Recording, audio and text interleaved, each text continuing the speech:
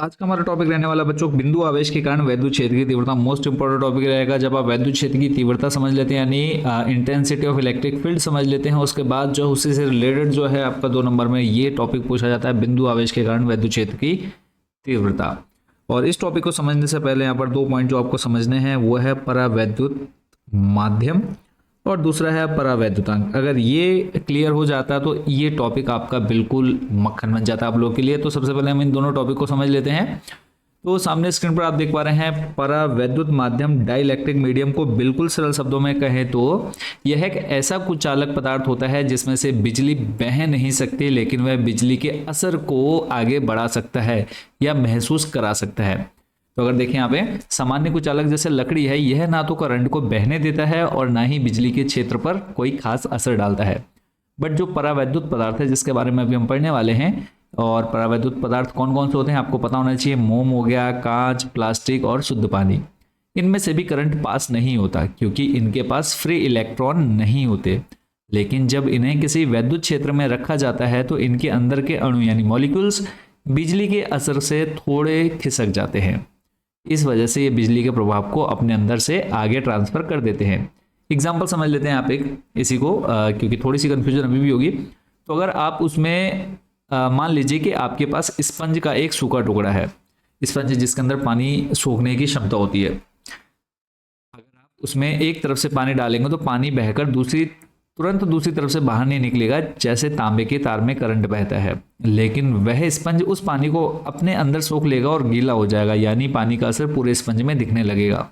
तो परावैद्युत माध्यम भी बिजली के साथ यही करता है, वह करंट को बहने नहीं देता बल्कि बिजली की ताकत को अपने अंदर समेट या सोख लेता है।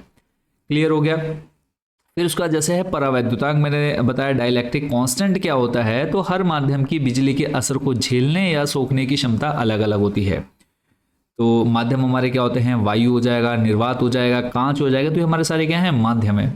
तो इन सबकी जो क्षमता होती है, पावर होती है, वो अलग अलग होती है, जिसे के से दिखाया जाता है। हवा या निर्वात के लिए यानी एयर और वैक्यूम के लिए जो के का मान होता है वो 1 होता है और यह सबसे बेसिक है। इसमें बिजली का बल सबसे ज्यादा लगता है। पानी के लिए के का मान बच्चों क्या होता है, लगभग जो होता है 80 होता है। और धातु मेटल्स के लिए के का मान जो होता है अनंत, इनफाइनाइट होता है। इतना क्लियर हो गया।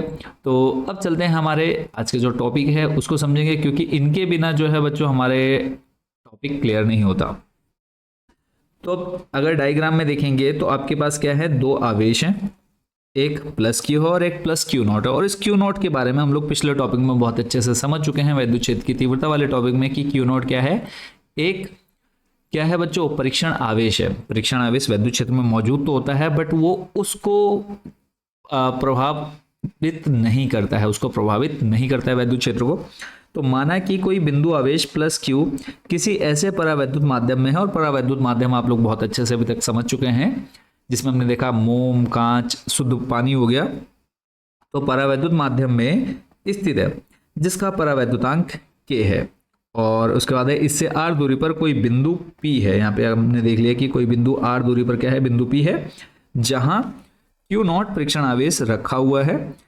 इसलिए दोनों आवेशों के बीच लगने वाला वैद्युत बल क्या होगा बच्चों, तो ये आप लोग को बहुत अच्छे से पता है। कूलाम के नियम से अगर हम बात करें, जब हमारे पास 2 आवेश है तो कूलाम के नियम क्या कहता है, 2 विद्युत आवेशित कणों के मध्य लगने वाला आकर्षण तथा प्रतिकर्षण बल दोनों बिंदुओं के बीच की दूरी के, अच्छा पहले तो इनके आवेश जो है उनका गुणनफल होगा और उनकी जो बीच की दूरी होगी उसके वर्ग के व्युत्क्रमानुपाती होता है।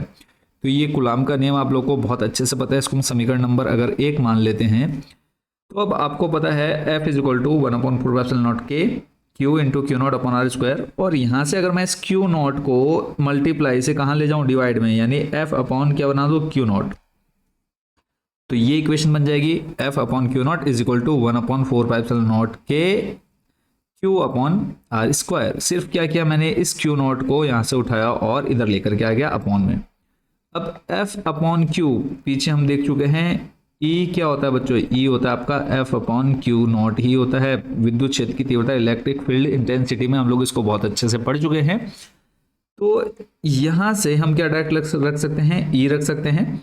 तो हमारे पास फाइनल इक्वेशन जो बन जाएगी, यानी इसकी जगह जब मैं E रख दूंगा तो E इज इक्वल टू बन जाएगा 1/4 Q अपॉन आर स्क्वायर।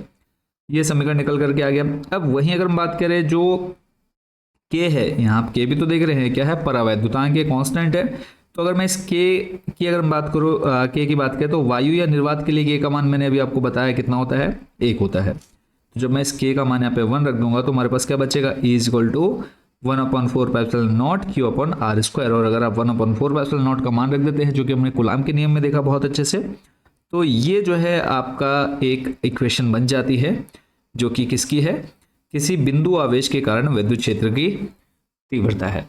तो ये टॉपिक आई होप कि बहुत अच्छे से समझ गए होंगे, इंपॉर्टेंट हैगा, क्योंकि एक ये टॉपिक और ये विद्युत क्षेत्र की तीव्रता दोनों साथ में मिलाकर के 3 नंबर के बच्चों के क्वेश्चन आपका बना देते हैं।